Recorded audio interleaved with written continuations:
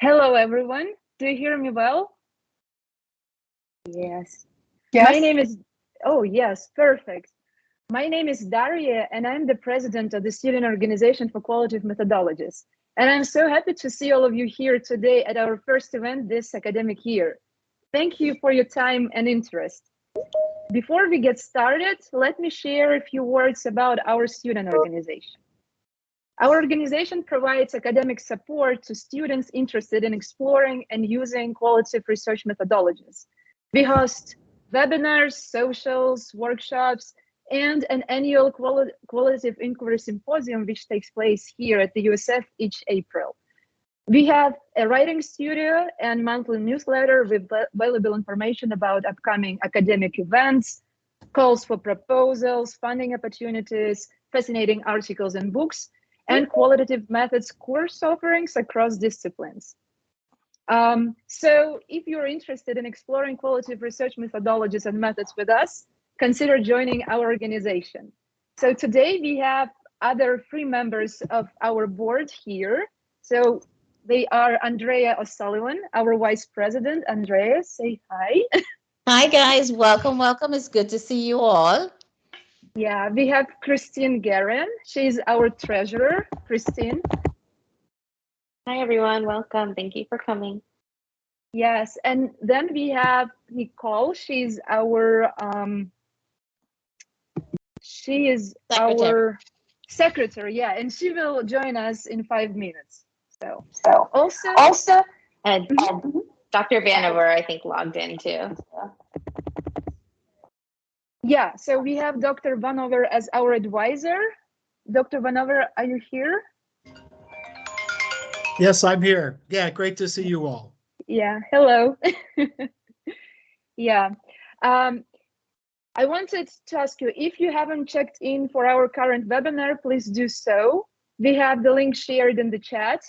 If you experience any difficulties with checking in, please write about it, and my colleagues, Christine or Andrea, will help you. So today we will have a fascinating journey to the world of qualitative inquiry across disciplines. Our 3 panelists will guide us in this journey.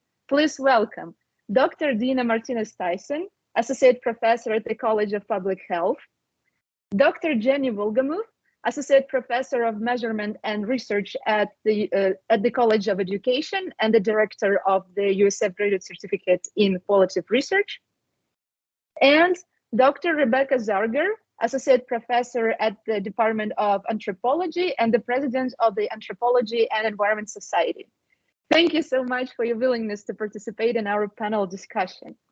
The structure of our discussion will be as follows. Each panelist will have up to 15 minutes to share their personal journey and experience with qualitative research methodologies. After that, I will invite the panelists to reply to 3 additional panel questions, which will be followed by an audience Q&A session. So let's get started. Now I invite the panelists to share their personal stories of how and why they decided to work with qualitative research methodologies, what fascinating research projects they are and were engaged with, and how qualitative methodologies and findings have impacted their work and contributed to their fields. Dr. Dina Martinez Tyson, would you like to start? Sure, I'd be happy to. And that's like a triple-barreled question all at once. So I wrote them down. So if I miss anything, just chime in. And I guess maybe having more of a conversation about this. I guess I'm looking forward to hearing what my colleagues also have to share and say. So let's see, my background and training is in anthropology. I have a bachelor's, a master's, and a PhD in anthro, and I have an MPH. And I sort of got my interest in qualitative methods starting back from my training. You know, one of the core values of anthropology is understanding. And one of the best ways to understand is to have conversations with people and to ask open-ended questions and to listen. And so I think sort of rooted in the field, at least in my training, was sort of the the very powerful effect that asking questions and listening could have. And so I guess that's where I got started. Now, anthropology isn't just qualitative methods. There's a wide variety of methodologies that are used, quantitative across the board, but sort of where I gravitated to was more the qualitative piece. And so I guess, so that's sort of how I got started. And some experiences that I've had. So for example, for my master's thesis a way long time ago, I looked at oral health and early childhood cavities in the Dominican Republic. And I did participant observation. I did 56 qualitative interviews. We also collected, we did like dental screenings of kids in this rural community. And the reason we did that was because they got most of their water from wells, and there was a natural occurring fluoride in the wells. And I was helping a dentist open up a pediatric dental clinic. And so we wanted to know sort of what communities they came from, and if there was fluoride that would affect the care that they got, et cetera. And so it was a sort of an ethnographic study that included all these components. And the qualitative piece really informed we developed an education program for the community, and the information that we included was tailored and was developed based on the interviews that I did with the community members and with parents. I'm trying to put my notes here. What was your set? So that was like my background of how I got into qualitative methods. And then the next question is sort of the work that I do now and how I apply it, Daria. Yes. Okay. Please. So I guess, so that was how I got started. That's a long time ago. So as an anthropologist, I do work in public health. And prior to joining the College of Public Health, I worked at the Moffitt Cancer Center. And I guess where I see my role as an anthropologist / qualitative methodologist is really in the sort of the translation, or really focusing on working on all these evidence-based and all these programs and interventions that are many times developed, and they may not be developed with diverse populations in mind. Where I can come in now, but especially with the qualitative piece, is to see how can we best adapt these or modify them to make them relevant and meaningful for a larger audience, especially the Latino or Spanish-speaking community. That's the community I tend to work most closely with. And so that's how I apply qualitative methods as part of the formative research or the preliminary research that we would do to identify what components, what aspects may need to be adapted or changed in a program to make them, more widely available and meaningful for a larger, more diverse audience. I can continue going, or we can let somebody else talk and I can circle back. Yes, please. Let's do this. Okay. Let's let somebody else and then I can chime in. Yeah. Thank you. Dr. Jenni Wolgemuth, would you like to share your journey? I would love to. And I love this. Dina's set the tone already, that we qualitative researchers don't like to spend a lot of time just talking at people, and like to create a dynamic conversation. So anyway, my bachelor's was in psychology at the University of Colorado at Boulder. Boulder was a really nice place to live for a really long time. I liked it there. And then after I got my bachelor's, I realized that there really isn't a lot you can do with a BA in psychology. And so I worked as a research assistant in a health policy research place, actually, Dina, for a little bit. And then thought, well, geez, maybe I should do something. I know, I'll become a school counselor. So I went to university to become a school counselor and was absolutely terrible at it. It was a master's program. And I was a rotten counselor. I kept trying to solve people's problems for them, all that good stuff. So as part of that, though, I had a graduate assistant position, and I was asked to do a lot of research stuff, writing reviews of literature, collecting data, and I loved it. I loved it. And so I sort of think about my journey into qualitative research as like these increasing levels of abstraction. I'm not really interested in working with people and their problems. I'm interested in thinking about how we come to know about people and their problems. So I moved from a master's program into a PhD in interdisciplinary education with an emphasis on research methodology, because I just wanted to understand, how do we do this? How do we design these studies? What do we do? So I took classes in item response theory, Roche modeling, feminist methodologies, you name it. If it was a research methods class, I took it. And it was the theory classes that really started to bring me more into wanting to do and think about qualitative research. Like I kind of got good with the quant stuff, like technically I could do it, but I couldn't think it. And if you talk to my colleagues here in the measurement and research program, like they're thinking it. They're thinking up the new statistics and the new models and how do we do this and what happens if we, include these levels and multi something or other. And I wasn't particularly interested in that, but boy, did I love thinking theoretically. I started reading Michel Foucault. I started reading Judith Butler. I started reading Deleuze and Guattari, and just fell in love with theory. And I thought, well, if I can do this stuff and inquire into the world, I'm going to be pretty happy. So my dissertation, Dina, was a study of masculinity in higher education. And I was interested in talking to men from various disciplines and asking them, what does it mean to you to be a man? How do you know you're a man? And how does that connect to the academic discipline that you happen to be hanging out in? And so it was a narrative study.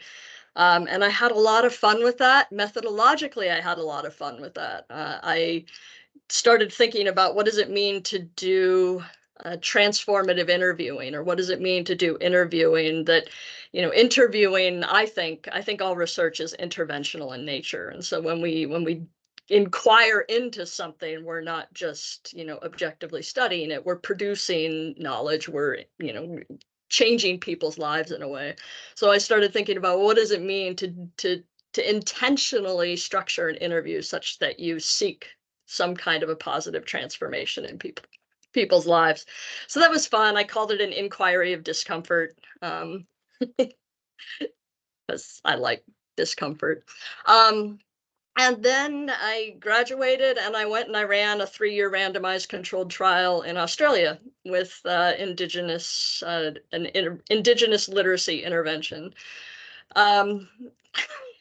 And I worked with an anthropologist, brilliant anthropologist, Tess Lee. She's now at University of British Columbia.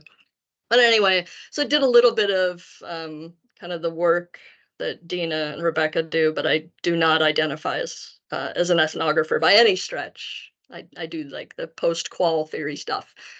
So all of that is to say, I did a lot of different kinds of methodological work, but never lost my love for thinking about how do we come to know things, and what are the processes that we use to come to know things. And so I came back to the States and somehow ended up getting a job here at USF and have been here for 12 years now teaching about qualitative research. What am I doing right now that I think is really exciting? This is my favorite thing that I'm doing right now. I'm co-editing a book with a couple of colleagues from the University of Alabama. And one of the things that happens a lot in qualitative research, especially when we start doing like IES and NSF and NHS grant funded work, they pull qualitative methodologists in that to inform some of the intervention development, whatever. There's just a lot of thematic analysis going on, just writ large. Some people think that thematic analysis is synonymous with doing qualitative research, especially in education. And the assumption often seems to be that the way to get to themes is to start by coding, right? So developing a code book, working with a code book. And I just don't think that's the case. And I think a lot of qualitative researchers recognize that there are many, many different ways to get to themes. So I'm lucky enough to be working with some colleagues on an edited book about non-coding approaches to thematic analysis. And we've got some chapters on memoing and annotating and walking and writing and, and. So I think that's really fun. Me in a nutshell. Yeah, Jenni, thank you so much for sharing. Dr. Rebecca Zarger, would you like to share your story? Yes, I'm thrilled to be here. Thanks for inviting me. I think my Teams is a little laggy, this afternoon. So if you see weird things happening, I apologize. I keep trying to quit more apps, and hopefully that'll help a little bit. So I am a cultural anthropologist here at USF. I specialize in environmental anthropology, and really that means all the different ways that humans in the environment are sort of entangled together, and understanding how that helps us better address environmental challenges that we're facing, both here locally in Florida, and then I've also done quite a bit of research in Belize. And I know we said that we weren't going to do PowerPoints, but I have a picture that as things unfold, I have a picture that's just hot off the presses from a workshop that we did in Belize, focused on coastal sustainability issues. That was last Wednesday and Friday. So I thought it would be nice to just show an image from that and talk about the work that I do. And how I came to be a qualitative researcher, this was a funny question to me, because I was kind of like, well, that was just always who I was. Like, there was no other option really. And then as an anthropologist, when I found anthropology, I was like, oh, great. You know, there's this whole field where, you know, this is like cool just to go hang out with people, understand their life experiences, write about it, write with them, you know, kind of think about problem solving. And so those were all things that really resonated with me very early on. As an undergrad, I was a double anthropology English major. And so thinking about understanding experiences and perspectives through words, through talk, and through writing and images was definitely resonated with me. I was also very interested in environmental issues, which is how I kind of came to the work that I do in environmental anthropology. But I would say one of the things that's been, I guess, a part of my journey, you know, that you were asking about with these questions was,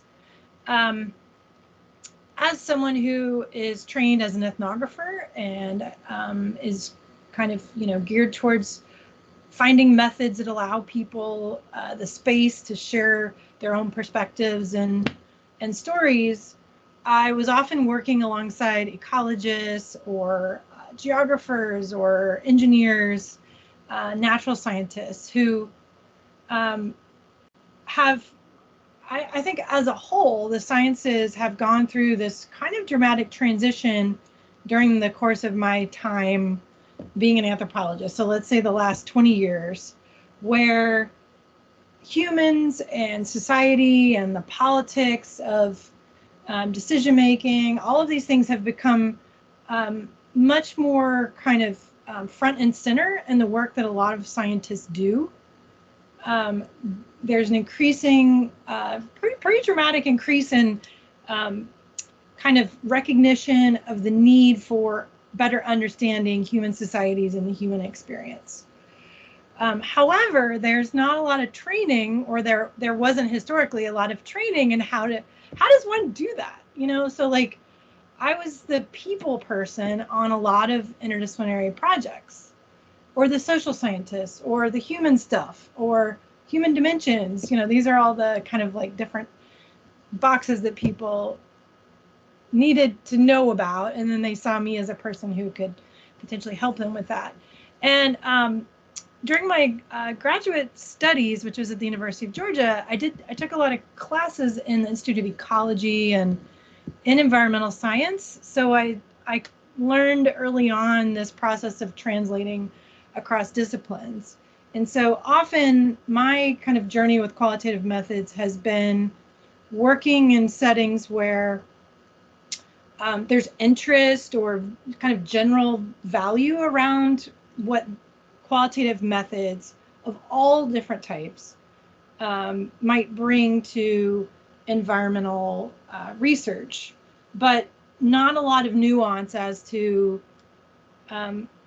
you know, what that means methodologically, the fact that, for example, doing participant observation and spending, you know, days, hours, weeks, years, you know, with, in my case, Maya kids and families in Kekchi communities in southern Belize, and there's not a lot of understanding about that can constitute data of different types, that it doesn't even need to constitute data, and it's still really, incredibly valuable, and brings a lot of insight. So a lot of the process of my kind of qualitative method experience, like training and experiences and working with students, has focused on that theme of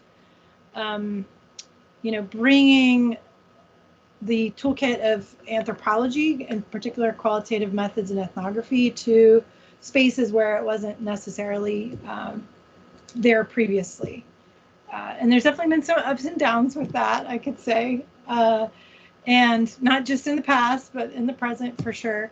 But I think one of the things that is a recurring theme with the qualitative methods that I use is the kind of the importance of starting research projects or investigations or scholarly pursuits from a position of not coming in and knowing all the answers, and certainly not telling people how to respond to questions or, guiding what emerges from qualitative methods and inquiry. And that's been one of the most challenging things to convey to other disciplines, I think. Present company not included at all, but the scholars or researchers that I work with that come from, heavily only quantitative approaches or very natural science approaches. So there's a lot, I think, that I've learned through that process. And I also teach our graduate student required methods course in anthropology. So that's one of my favorite courses to teach, even though I teach it. I've actually had a break of a couple of years from teaching it, and I already kind of miss it. Like, I taught it for years and years and years, every fall, to all the students coming in. And I really enjoy the process of working with students to have them develop questions that they're interested in, and then think about, okay, well, how can we do this? Or what are the options that exist on how to learn more about this topic that you're passionate about. And so unpacking that puzzle is one of the things I really enjoy. Qualitative methods is a huge umbrella, so I'm looking forward to the discussion today to hear more about what you all are doing, the panelists, but also the students too. So I don't know if I answered all of your questions or not, but I'll stop there. Yeah. Thank you so much. So Dr. Dina, Martinez Tyson, or Jenni Wolgemuth, do you have anything to ask or to add at this point? I have a curiosity, and if it's not anyone else's curiosity, then we can just shelve it. But one of the things that I think I hear Dina and Rebecca both saying is that qualitative researchers end up almost having to be ambassadors for qualitative methodologies when we collaborate, and I've felt that pressure.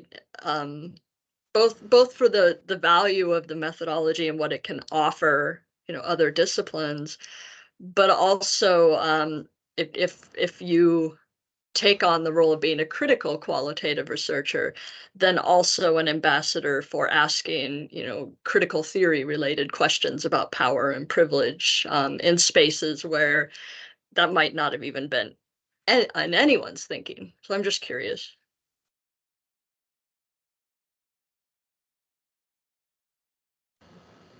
Dina, do you want to take that one? I feel like I don't know how long I talked. Was it like half an hour? I just feel like I kept going. No, I mean, I think it's interesting because, I mean, I think I work because of working in the health sciences and more health and specifically oncology related fields. I think I navigate very much like a post-positivist kind of space, and I'm always feeling like I have to justify, and my work is very applied. And, and I know in the health sciences, there's such an emphasis, for example, on interquarter agreement or interquarter reliability. And that's like the one and only way that your work can be credible. And at first it's like, how do we work in this space? And this is how you do it. And I'm like, it's just. And you can manipulate it, and these are all the different ways. And so, but there's so much as navigating that space, and I'm always feel like I'm having to justify and educate and really sort of, I don't navigate that space, but I think I'm making, I don't know, like some progress and feeling now, I guess, in the position I'm at, more empowered to be like, no, you don't need to do that. And this is why you don't need to do that. Here's these other things that you can do. Whereas before, you kind of get pulled in as a qualitative methodologist, kind of like a statistician would be pulled in, but realizing with qualitative, it's not just analyze the data and go. Like data analysis starts with data collection and the questions you put together. And it's a much more, I think, involved or engaged process versus coming in and out, which I think is just an interesting place to be sometimes, because I do get called in for this sort of in and out kind of experience and feedback. But and I think I always feel like I'm navigating 2 or 3 places. Like I guess like I fit into both worlds and neither at the same time.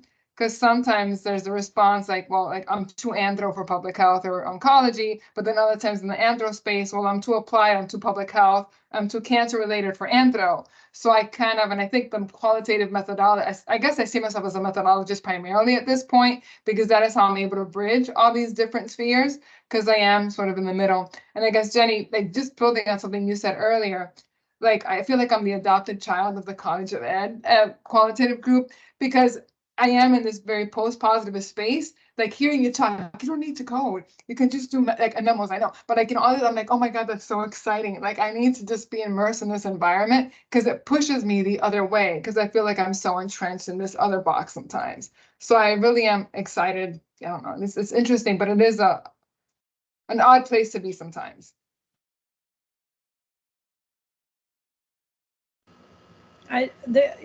Dina, your comment about you feel like you're kind of in this liminal space definitely resonates with me a lot. And sometimes I enjoy kind of going like, well, I get sort of fed up with anthropology, and then I'm like, okay, these environmental science, like they're engineers, they're actually like building things in the world that help keep people healthy, as opposed to, but then other times I'm like, oh, I'm so done with learning about wastewater and like talking about why this is like a highly politicized decision-making process that doesn't include community input at all. And, let's unpack the colonial history, post-colonial history of how we ended up here. They get tired of hearing that. And I'm like, okay, I need to go back to the anthropologists and spend some time there and, be with folks who see the world in the same way that I was kind of trained to. So that resonates quite a bit with me as well. I think it's a strength and a challenge at the same time, I would say. It keeps things interesting, which is probably one of the reasons I end up doing that kind of like pinging back and forth, I think, a little bit. But the comment you made about intercoder reliability is kind of fascinating, because, well, I can tell that would be a very, deep topic that we could talk a lot about. And so for me in my work, that's not an expectation that I have to, like, I feel like I kind of got off the hook on this, apparently, like, because the work that I do, the environmental science folks, I'll just kind of group all these disciplines together. There's not a lot of rigor expectations in how you bring in social science in those fields. And it's just kind of like a open season of who knows what counts, as good research. And then on the anthropology side, a lot of the work that I engage with theoretically doesn't have a lot of overt discussion of methods at all. It's very embedded in the creation of the narrative and like the citation practices and who you're citing, more like critical theory. So ultimately I end up being, again, in this kind of middle space where sometimes it's hard to know, where to dialogue. But always exciting new problems to tackle, I guess, which is good.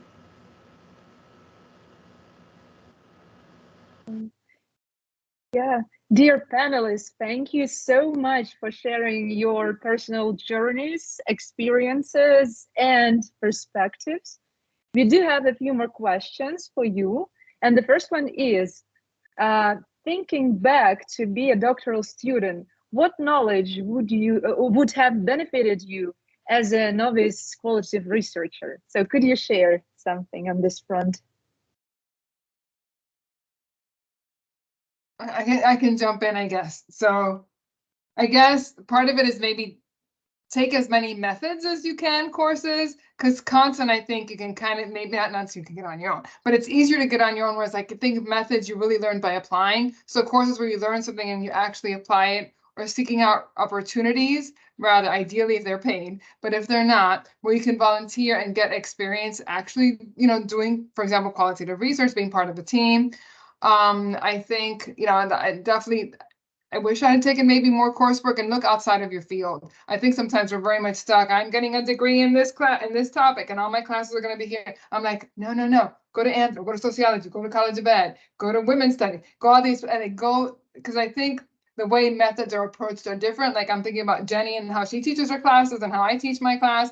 And I can guarantee they're probably different just because of the audience that's sort of informing. So I think that broadens your horizons and lets you look and understand that there's multiple ways, not necessarily of being, but of doing really good, sound, qualitative research in this case, that may just come from a different perspective. So don't be afraid to go outside your discipline and try to be as engaged. And sometimes, start by volunteering, and hopefully that'll turn into a paid position of some sort.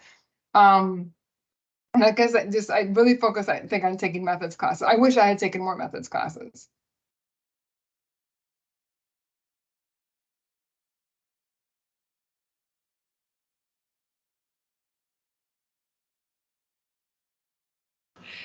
Jenni, do you want to go next? No? Okay. All right, I'll weigh in here. So this is kind of embarrassing to admit, and it is being recorded, but I'm going to admit it anyway, just because it's just so ridiculous. But that is that when I was getting my doctoral degree in anthropology, we did not actually have a qualitative methods course that was available. And the one that was offered by a professor who I declined to take the class that was available from. And so that left me in the kind of unenviable position of needing training in methods.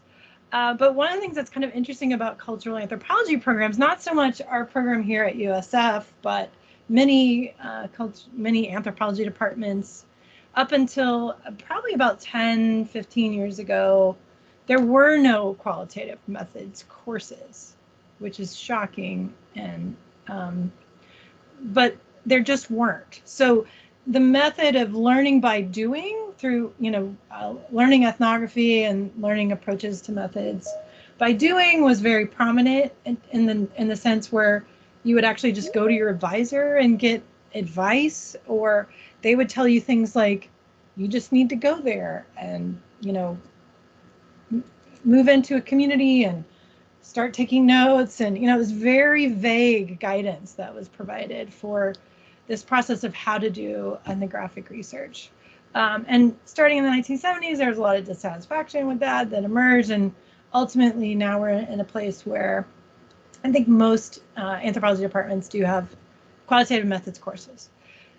So one of the things that, so it wasn't that unusual of a situation, I guess, not to have a course to take. So what I did instead was I signed up for the National Science Foundation had a kind of unique program that was like a summer camp for methods, for research methods, qualitative methods, that was sponsored by the NSF Cultural Anthropology Program.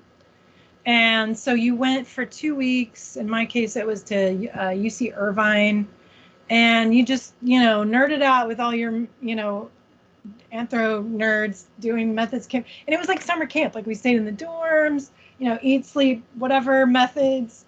And it was run by a group of scholars, one of whom is a very famous methodologist, Russ Bernard from the University of Florida, who is very well known for a very specific kind of mode of inquiry with qualitative methods that's in very empirical and also positivist, I would say. So we got a lot of information kind of funneled at us about that. But one of the things that was really amazing was the students who showed up at this workshop were from all different perspectives. And we were kind of actively engaged in the process of taking that information, but also figuring out how to fit it with emerging theories, critical theories and participatory methods and things where you're wanting to kind of dismantle power relations that currently exist. So that was kind of where I got my start. And I guess as far as advice, I would say if you can find that kind of immersive experience, whether it's NSF, it doesn't really matter, that just happened to be what it was, but through a field-based course experience where you can actually really learn by doing with others, I think that's really probably the most powerful way to become to become an expert in lots of different methods. And I think one of the things that I enjoy about teaching methods and learning new methods is the kind of creative productivity of it, where there's just a lot of different possibilities, and thinking about what happens when you recombine those in new ways, to me, makes it feel like I'm always learning new things. So I guess I would say, echoing what Dina said, take as many methods classes as you can. Don't do what I did and skip the class that was available at your program of study, but do find experiential learning opportunities, and don't be afraid to break out of the mold of received wisdom on what counts as a legitimate method. If they tell you this method and this method can't be used together, then obviously you want to ask why, and maybe think about a way that they could be used together. So I did that a lot, and I was always kind of combining methods that people didn't think should be combined, and sometimes it worked out well, sometimes it didn't, but that experimentation I think is important. So.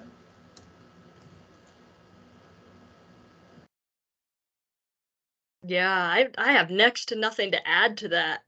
I was gonna talk about I'm having the really hard time separating, looking back when I was a doctoral student, what do I think I needed at that time versus as a faculty member who teaches qualitative research and wants to advance the field, what do I think other people need now? And so, Rebecca, your point about experimentation, right? I feel like we've come to a place over the last 10 years in qualitative research where we've gotten really, really specific about different designs, and we've gotten really good about teaching different designs. And we have books by, for example, Creswell, that are like, here's the 5 approaches, and here's your 5 designs, and those are the 5 that you choose from, which is a bit absurd. But and we've done that a bit with methods too. We're like, and this is an interview, and this is generally what you do when you interview, and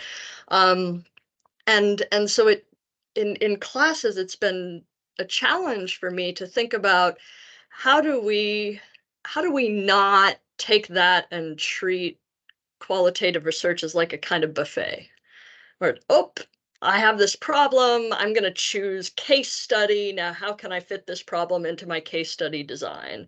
Or I have this problem, I'm going to choose narrative inquiry, and how do I, make this a narrative study? And I think, sometimes that thinking can work, but I feel like it's really limiting. And Rebecca, your whole point about experimenting and combining methods and methodologies and designs, or just doing something entirely new, right? Like, the stuff that I like to play around with in the post-qualitative world is, you read the philosophy and then the methodology might come, right? And so what happens when you do that? And then I know we have some folks here in education who do arts-based research. And so, what does that illuminate? And does it get us beyond this idea that when we investigate, we're investigating something that exists out there versus the idea that when we're investigating, we're creating something, and maybe the point isn't to create knowledge, but it's to open up new questions, right? Like, what did we not know to ask before we started this inquiry, right? Which is just a totally different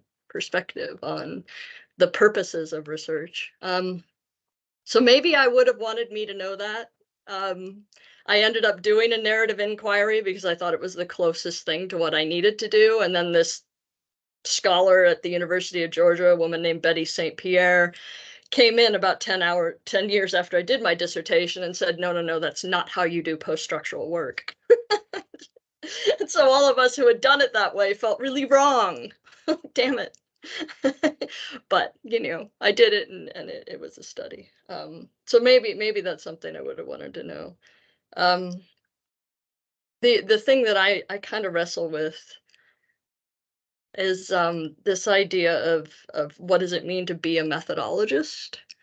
So I have my PhD in research methodology, and that's pretty unique to colleges of education, at least as far as I can tell, and specifically in qualitative research. There's only a handful of programs in the United States where you can get a degree in qualitative research methodology, right? And so your area of study is research methodology, and that's what you publish on and publish into. And it's, you do content stuff because it's kind of, what methodologists do, but largely, and yeah, and then I think, well, Dina is a methodologist. Rebecca can claim to be I mean, we're all methodologists. So what the hell, is there anything particularly special about, the work that I do or the way that I go around labeling myself as an academic? Anyway, it's a question. It's interesting, Jenny, because I think I started recently calling myself a methodologist just because of that thing of me. I fit in both and neither at the same time. Well, I can claim this in either place, kind of, and working again in the applied work where I'm often sought out because of my expertise in qualitative methods. It's sort of a label that has grown on me or been placed on me or I've embraced just because that sort of tends to be, I don't say my wheelhouse, but where I like the space that I sort of get requested to participate. And it resonates and it applies across the board. It's not cancer specific, Latino health specific. I can apply it to anything.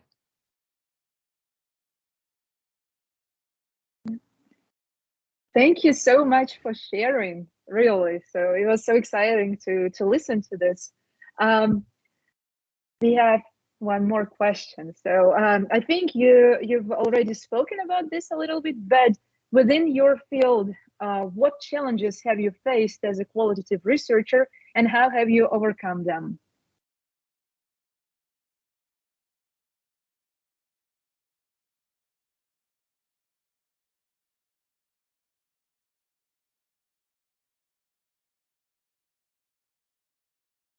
Oh, I can start because I guess I'm just jumping in. To me, again, it's the recognition and that what I do is real science and that it's rigorous, especially working in the health sciences landscape. And as I mentioned before, prior to coming to USF, I worked at Moffitt. I worked for about 7 or 8 years. And at the time I had my master's in Anthropology and I was getting my PhD. And I think part of the reason for me getting an MPH and ended up like great because I'm in public health right now was the fact that whenever you talk, well, I'm a medical anthropologist. I'm not, well, what do you do? What now? Bones, what? Like I always got this weird look from oncologists and physicians and they're like, what are you doing? And why are you in this space?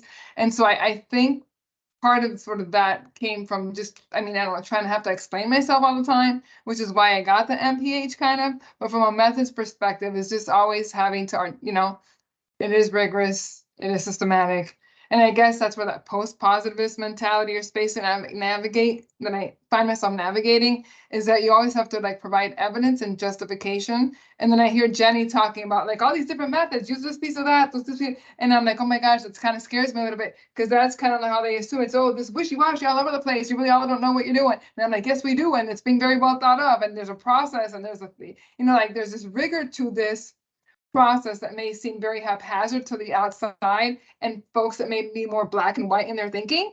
And so how do you explain that and say, this is science, this is rigor, this is, done well. It's just not, it's just in a different way than what you're used to. So I think that's sort of a place that not challenge, but that can be uncomfortable for me, is that I'm always feeling like I have to justify and explain. And why what I do is still science.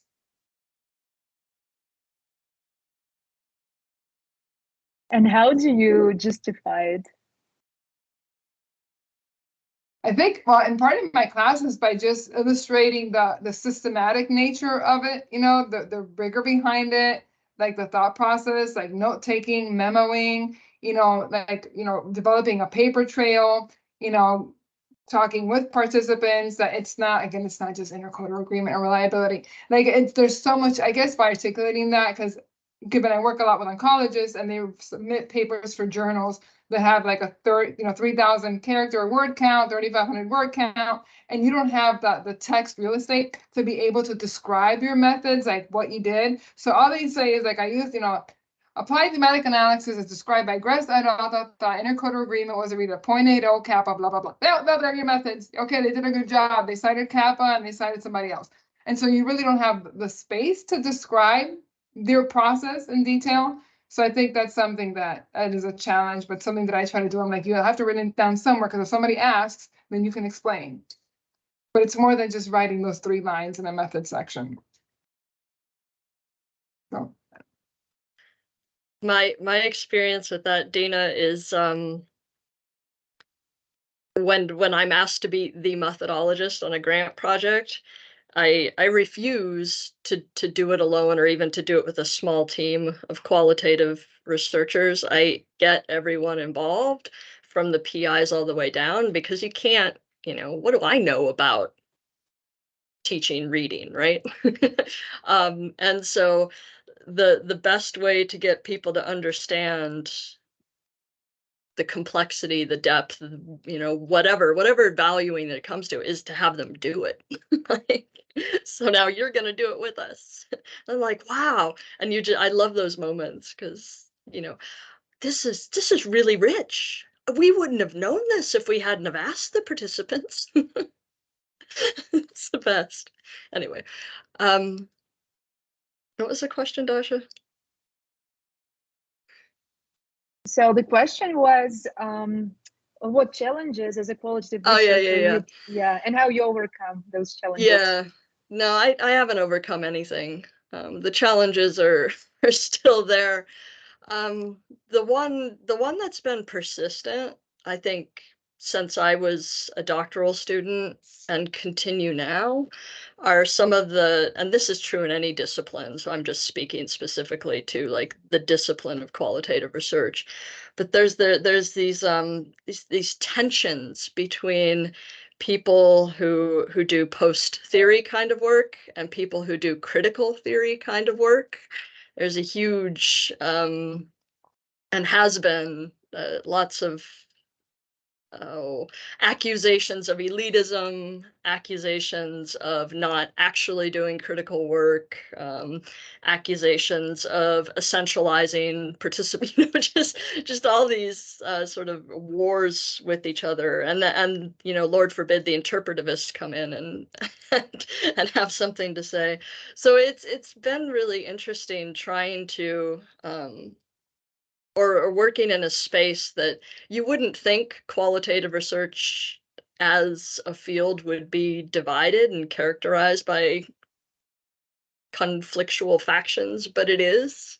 And I have some leadership roles in the qualitative communities that I hang out in, and so I feel like some of my work has been to try to navigate those spaces in a way that's productive instead of fanning fires and making enemies.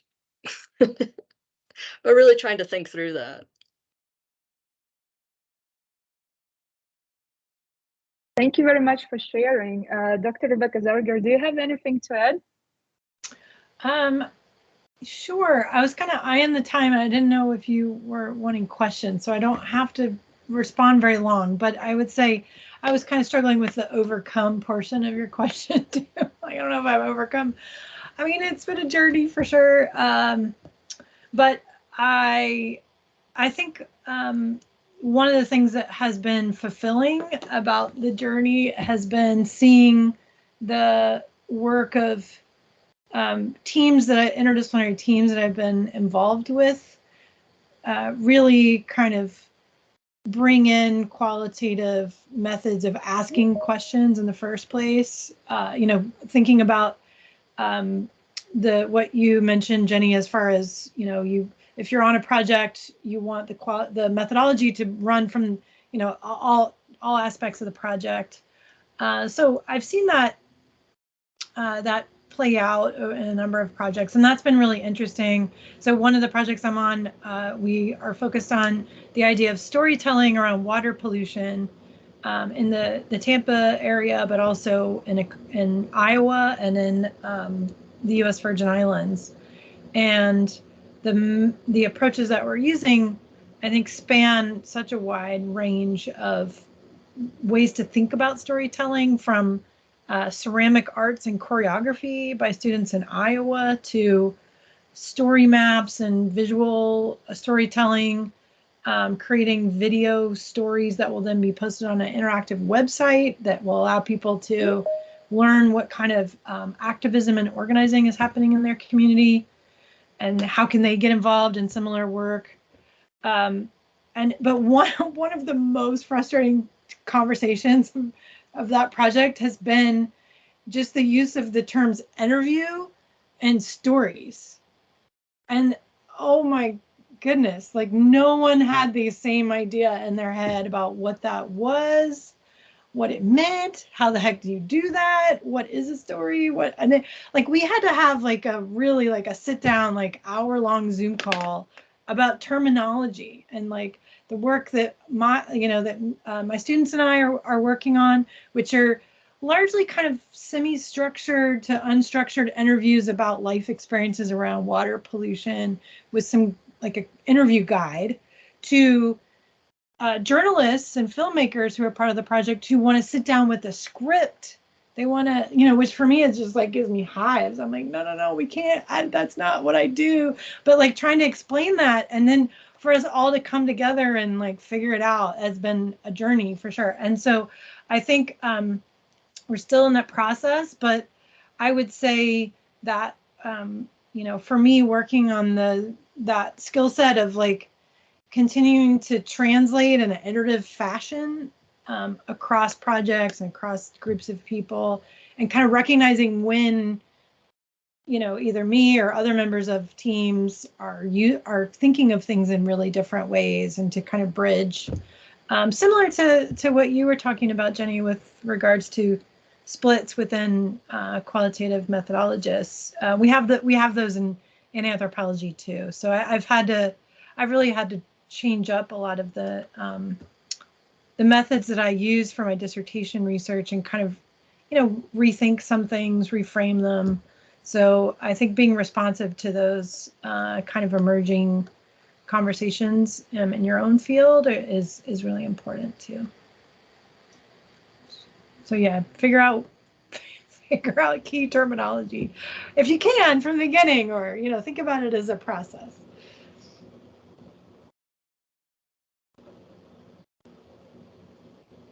Thank you so much for sharing. So our last panel discussion question is, what does the future of qualitative work look like in your field?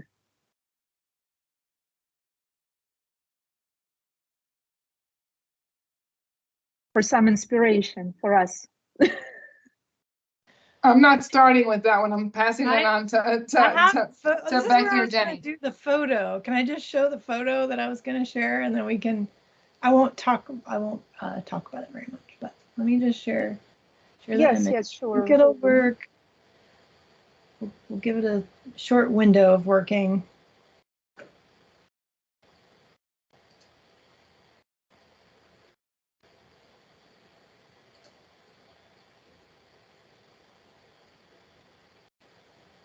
Okay, so can everybody see an image of some folks standing around a table? Yes.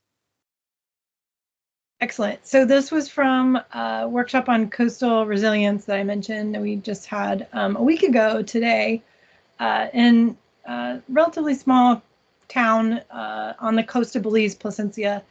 And the maps that are on the table are a sort of way of jump-starting a conversation about environmental coastal change over time along this peninsula that's experiencing really dramatic erosion from a variety of sources, sea level rise, combined with a lot of like really intense tourism development. And so with this method, we had a kind of interactive discussion where people were marking places on the peninsula where they were seeing erosion, where they were seeing removal of mangroves, and concerned about what the impacts of that are going to be long term. And we had a series of questions that we posed to the group. And what's interesting about this group is it includes like community leaders and also conservation leaders, and of course the two USF anthropologists there in the corner. And so I would say for and I'm going to stop sharing. In my field, I think there's a trend towards including sort of visual and participatory methods of both, not just in the ways that information is documented, but in the inquiry part of what we do, and developing the kinds of questions that we ask as researchers in a co-design method. Or that's the goal. Is it really happening yet?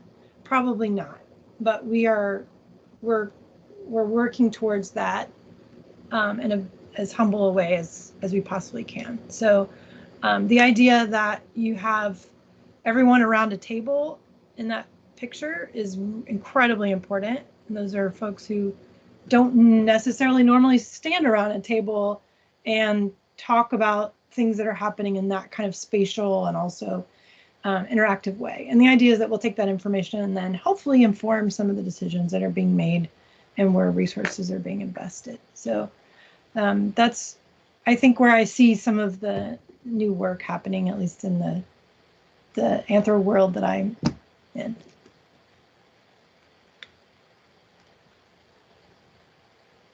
Yeah, I agree. I think in education and then in the qualitative world in general, more participatory methodologies and approaches and methods are popping up, and I think it's a necessity, right? I think it's born out of kind of the chaos of of the world right now, the urgency of the problems that that we're seeped in.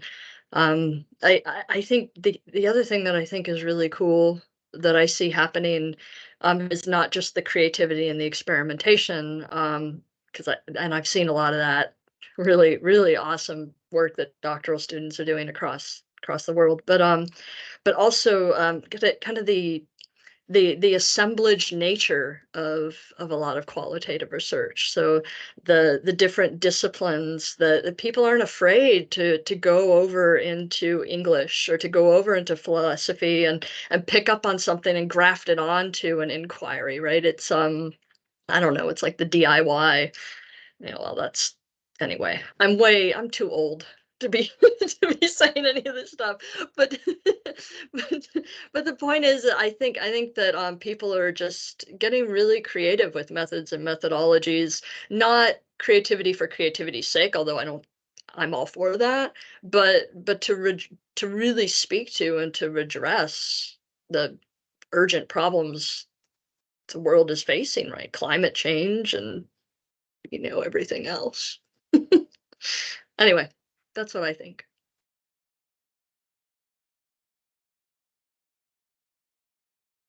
Yeah, and I don't have a whole lot more to add to that. I think the participatory, but I also think just, I guess, going outside of our silos, I think, is sort of where it's going, and really merging and blending and drawing from different disciplines and different fields and different ways of being is sort of where it's going.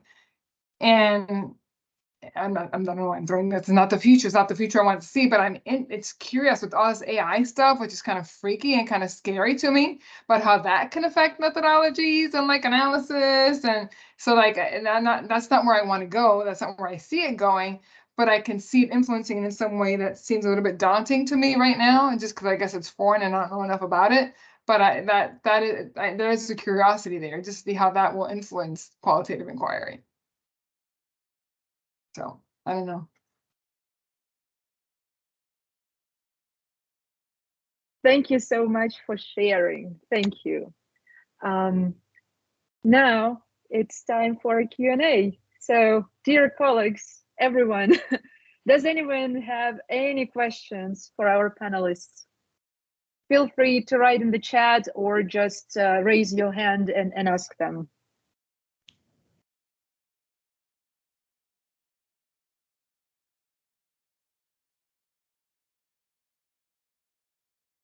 So we have a can ask. question Oh. from Angelo.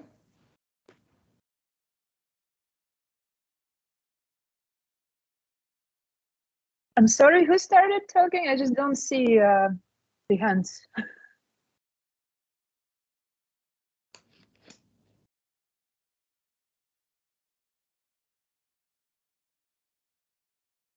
Oh, I see Michelle. Michelle, please.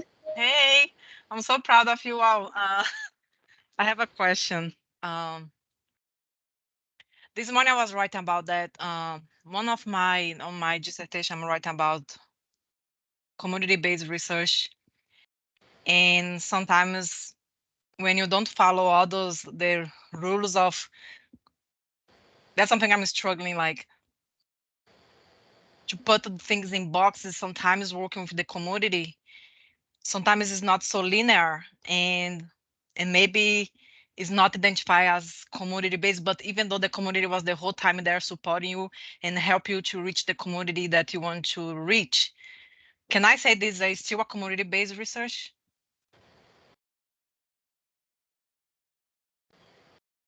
But I would say, so one thing, so like there's CBPR, community-based participant, like there's all these acronyms out there, there's the alphabet soup, right? And they all, I always say I do community engaged research because it spans that continuum. In some places they're involved with you from the beginning to the end, doing everything, and other times you're just getting their input along the way. So I still think that's community engaged research. It may be not CBPR and it's true with sense or how it was written up by the creators of it, but I do think it's still community engaged research. You're engaging and working with and getting input and pivoting as needed. okay, So thank you. that's what I would say. I don't know. Thank you, I appreciate it. I mean, I think this is part of the thing we're talking about is we have names and we have labels for these designs, but at the same time, you know, these names and these labels were invented by people who popularized, you know, and so I think the question isn't, can I call it this or can I label it that? It's how do you describe it as participatory and what elements were participatory, rather than, you know, thus decreeth the methodology. Thank you. Thank you. We are moving to the next question. Andrea, please. So we have a few questions in the chat. It says they're looking at the importance of recruitment with qualitative research. So how do you tackle recruitment issues with your research projects?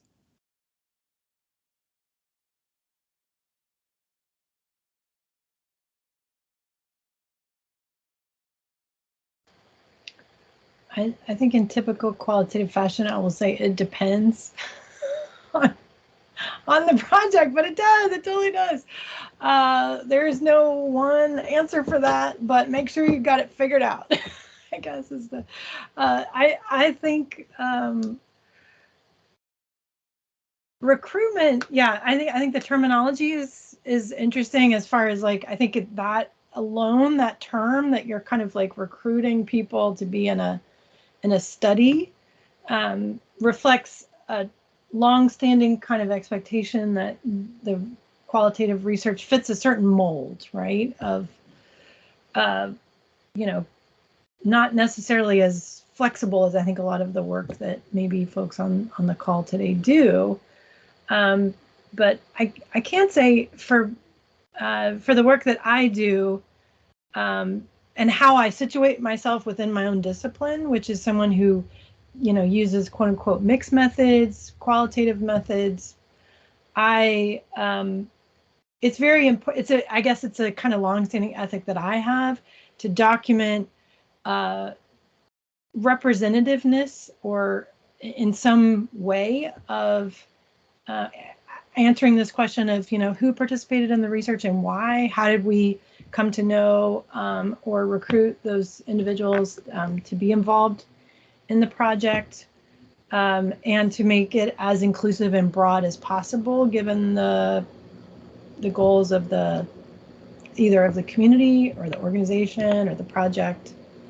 And I do think that it can be very challenging depending on the type of work that you're doing to achieve those goals. And there are oftentimes challenges to that. And for me, I did a lot of my early work in Belize and small rural communities. And so it was very clear if I had talked to everyone, every household in the village of 520 people where I did my dissertation research, then I knew that I had talked to most people in the village about a variety of things. Well, fast forward 10, 15 years, I'm doing work in Tampa or the Tampa Bay area.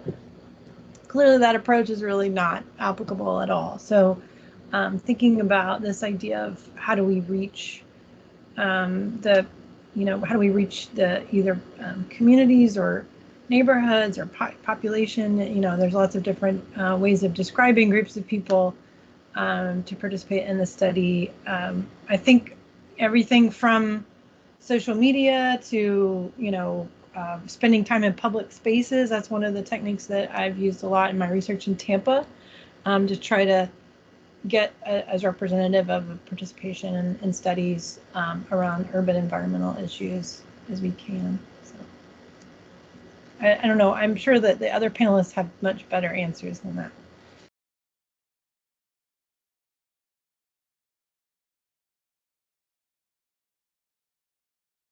I mean, this isn't recruitment, this is selection, but sampling in qualitative research is always purposeful. And I think, Rebecca's point about, she always wants to make sure she hears as many people as possible because of the work that she does. That's really important. And so that's one purpose, right? So, but I think knowing your purpose, if you want to talk to unwed, pregnant, teenage women, it's important to make sure that that's who you're looking for and how do you get them and kind of all of that. That isn't very helpful, but have the purpose in mind at least. Yeah, and I think if anything, recruitment sometimes can be the most challenging part of a research study. And sometimes it can make or break your study. And it's something I always say in class, you also want, knowledge, what I call it, I coined it somewhere, I didn't come up with the term, but knowledge rich, like individuals who know enough, either through lived experience, who can tell you in depth about whatever it is that you're asking them about. I think that's really important to get people, who have an understanding, regardless of how they got that understanding, that can really speak to you, I guess, from that lived experience or their perspective or opinion. I think it's something that's really important. And I was like, oh, convenient sample. And I'm like, like, Jenni just said, propose that you're sampling with a purpose. You're not just conveniently picking, any Tom, Dick, and Mary walking down the street to do my study. That's convenience. I think most of the folks I know sample with purpose. And so I think being cognizant of that, is really important too. And communicating that. Thank you for your replies. Our next question, Muhammad. Oh, hello. I didn't expect that would be quick to me. I don't know if you can see me. The cam does not show you see me. So anyway, the labeling for us as a doctoral students is a problem when we go with defense. So for example, people used to hear perceptions, perspectives, whatever that could be surveys, and there are different ways to do that. But for us in qualitative, it should be different in the way how we approach that. So to generalize that more for us as a doctoral students, how we can come over that labeling. Yes, labeling will make us or make our ways easy to make it better understanding for others, but for us when we doing it, how we could convince others like, hey, I'm doing this in qualitative way, but instead of putting 10 citations to prove my way, telling this and that is, hey, this is a way I can use and I can do. But for example, I tried to use Badler in one of my projects, and that did not work because the idea was about how people depend on each others and how you cannot be alone and everyone is being with like depending on each other. And I use that main point to put my idea in the research, but that did not work because of the person who received that did not see it.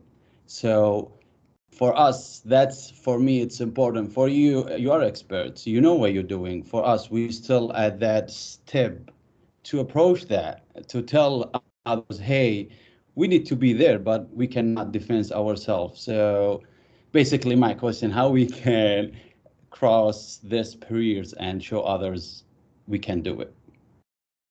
Hmm.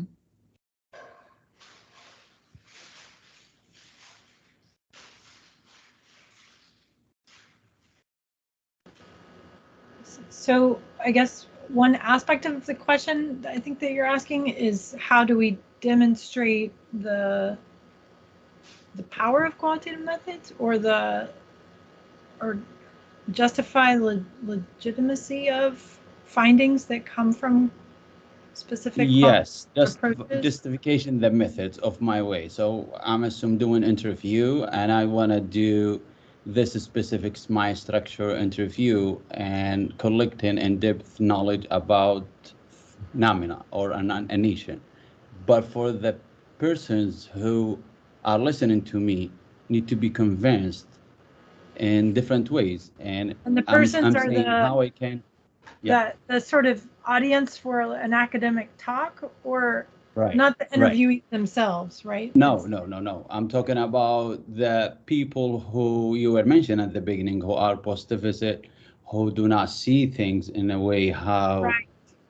qualitative people would say.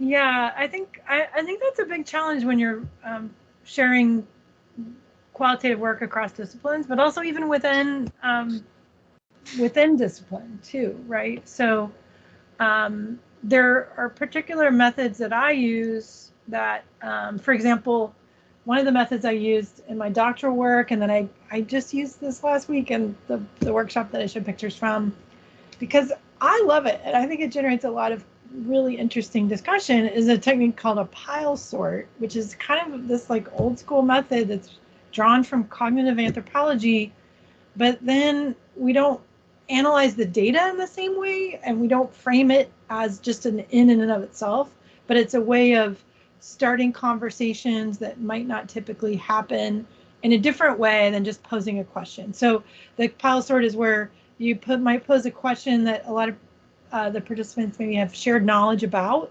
and then people are writing down answers on post-it notes, or if they don't write, then they're sharing with someone else who does, and like working together and pairing up.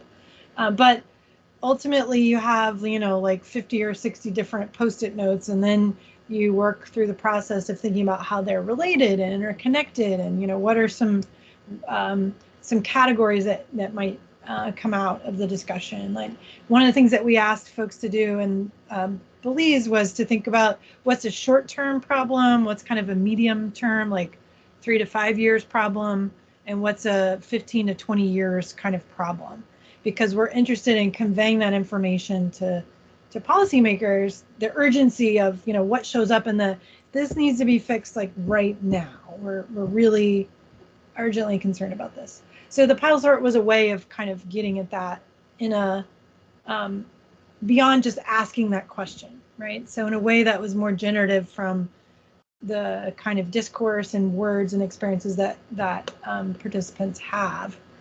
But it is challenging sometimes. For example, if I go to the Ministry of the Environment folks in Belize and I share findings of our workshop, I'm sure there would be many ways that I could share the methods where they would just be like, what is she doing? This is not research. It's not quantifiable. It's all based on my judgment about what's important and my interpretation. And so the way that I would address that would be, for my work, some of the information I might present would be kind of in a graphic form where there's sort of a network of ideas presented. Some researchers would take what I just described and quantify it. That's another option. So you have like multiple valences on the same information, and maybe the quantification reaches decision makers in a way that is more legitimate. And like I'm I'm fine with playing that card if that's what works for different audiences. But I know that the categories and the experience really do reflect maybe more of how people are seeing the categories, or instead of them being sort of imposed from top down. So I think a lot of it is how you document the process, and then thinking about how the audience will receive the information once it's analyzed. And sometimes it's hard as a graduate student. It's very difficult to know what that whole process is going to look like ahead of time.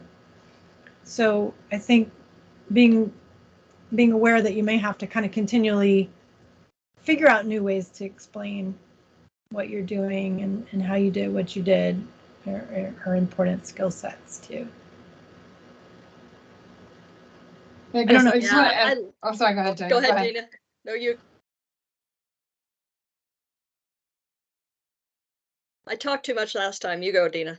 No, and just to build a little bit on what you just said, is just that I think the language of research matters, and sometimes you just got to put things in that terms that they're going to understand. And that, again, because in the health science, I was telling students use citations, but if you cite something, you can, like, that's this evidence base, this thing about evidence base, you know, and I just cite, and that's what I say, always look at the research broadly. You know, if you're going to have a sample size of whatever, put a citation in there that it's not completely out of the, you know, you didn't just make this up, even though maybe you could make it up, but just, I guess, ground in evidence. And I guess depending on where you are on your doctoral journey, and I don't know, like, I know sometimes you don't have too many committee members, and I don't know if you're able to add a committee member, but maybe someone, you know, who can support you from a methodological perspective that could be part of your committee, can be something that can be helpful in the process. So. Yes.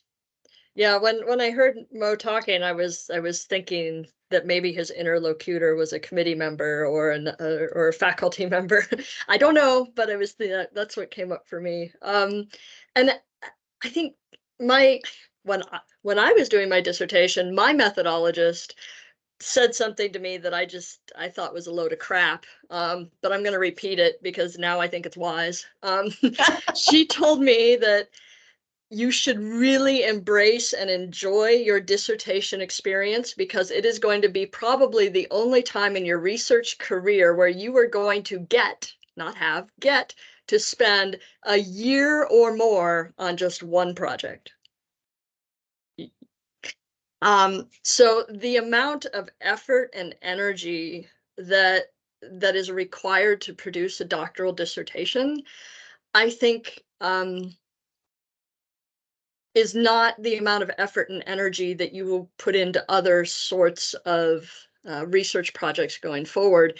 And the writing demands of a doctoral dissertation in some ways, Mo, force you to reckon with some of those questions, like, can I use Judith Butler's radical independence methodologically in my interviewing or whatever it was you were doing? Does that make sense? And you might have a committee member who says, no, that doesn't make sense. You can't do that. Well, maybe it does make sense.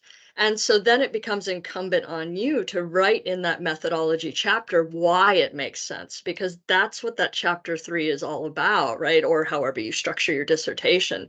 It's not just, I'm going to do a case study and here's how I've designed the case study and here's the methods I'm going to use. It's, why did you choose that case study design?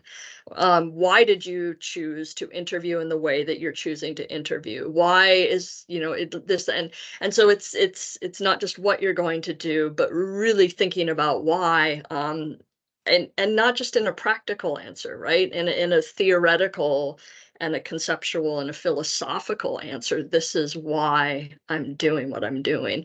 And you've got as many pages as you want, right? No one says a dissertation has to be X long, right? To really think that through. And it may be that the person who called you on that combination was right in whatever right means.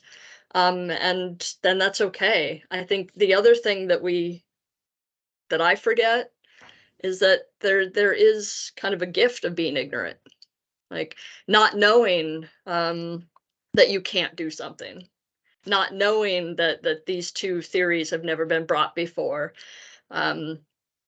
it opens up a space of generativity and thinking that I think some people who are more inculcated in a discipline or whatever, it's not available for them to think. So anyway. Thank you. Thank you very much. So we have one more question in the chat and 5 minutes till the end of our meeting. So Andrea, could you please read this one? All right. So again, thank you for your great knowledge. So the final question says, how do you know that your work is quality? Are there external criteria, and what are your own? So how do you determine that you're doing quality work? I'm going to say one thing and then I'm going to shut up. I don't. I never have much faith that my work is any good. I'm profoundly insecure, and I think that drives me to cross my fingers and hope somebody likes it. So I just want to put that out there, that I feel like I've been speaking with a lot of confidence and a lot of authority here. And just to be clear, I don't feel very confident most of the time, and that's kind of okay.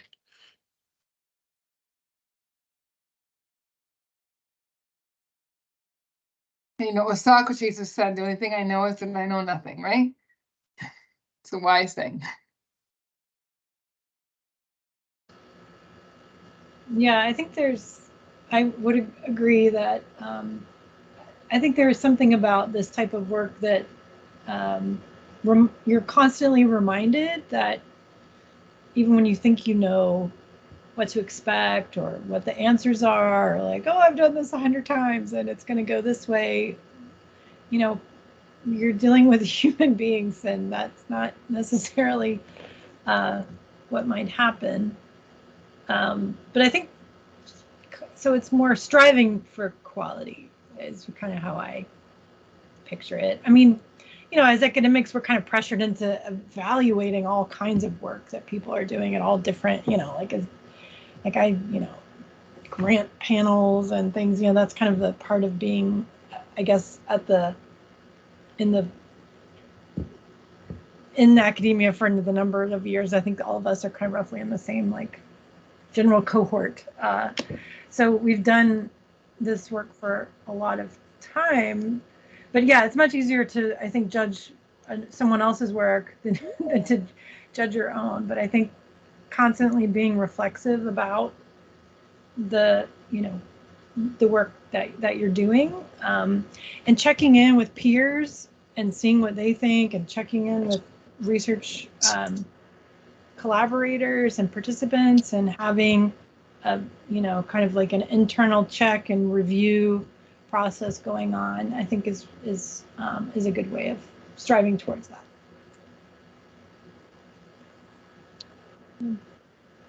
Wow. This was amazing. Dr. Zarger, Dr. Martinez Tyson, Dr. Wolgemuth, thank you so much for attending our panel and sharing all of these, thoughts and information with us. So now as students, we do know what we should do to take as much methods classes as we could, to find our communities, to, exercise qualitative methodologies and methods, right? I don't know, and to experiment. It is really very inspiring. Thank you so much. Yeah, and at the very end, in our last minute, I just wanted to share a few information about our upcoming events. And to be honest, so like some of the questions that we came up with together now, they will be uncovered on those upcoming webinars. So one of them would be about how to communicate your research, qualitative research, to various audiences. And the second one will be about interdisciplinary research, the examples. So how people come up with those ideas and how they actually do that, right? So and we will be happy to see all of you in the future. Thank you very much.